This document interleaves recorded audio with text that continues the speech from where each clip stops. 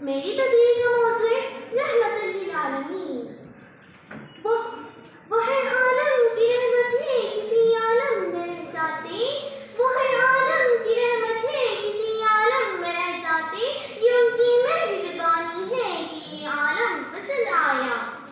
وما ارسلناک الا رحمت للعالمین.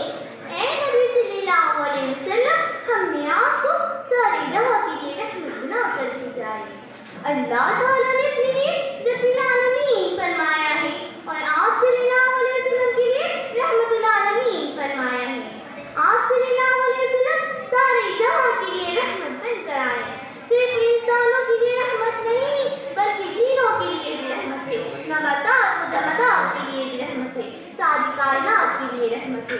گویا جس ذرے، جس پتے اور جس قطرے کا خدا رب ہے، ہر اسی ذرے اور قطرے کے لیے آپ صلی اللہ علیہ وسلم رحمت ہے. گویا جہاں خدا کی ربوبیت ہے وہاں آپ صلی اللہ علیہ وسلم کی رحمت ہے. خدا جس چیز کا رب ہے آپ صلی اللہ علیہ وسلم اسی چیز کے لیے رحمت ہے. وما ارسلناک الا رحمت للعالمین. اے نبی صلی اللہ علیہ وسلم، ہم نے آپ کو سارے جہاں کے لیے رحمت بنا کر بھیجا ہے. آپ صلی اللہ علیہ وسلم صرف اپنے غلاموں کے لیے رحمت نہیں، اپنے دشمنوں کے لیے بھی رحمت ہے.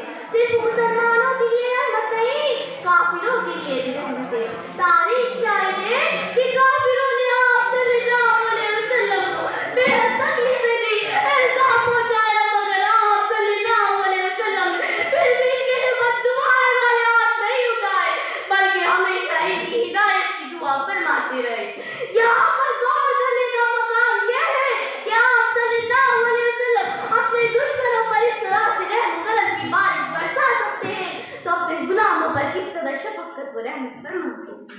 اسی طرح سے حضرت نوح، حضرت ہود، حضرت عیسیٰ، حضرت موسیٰ علیہ السلام نے اپنی قوم کی گمراہی پر جو دعا کی اس کی تفصیل قرآن مجید میں موجود ہے. حضرت موسیٰ علیہ السلام نے فرعون اور اس کے لشکر کے خلاف جو بددعا کی، اللہ نے ان کی بددعا کو قبول کرتے ہوئے فرعون کو اپنے لشکر کے ساتھ ڈبو دیا. نبی اپنے معاشرے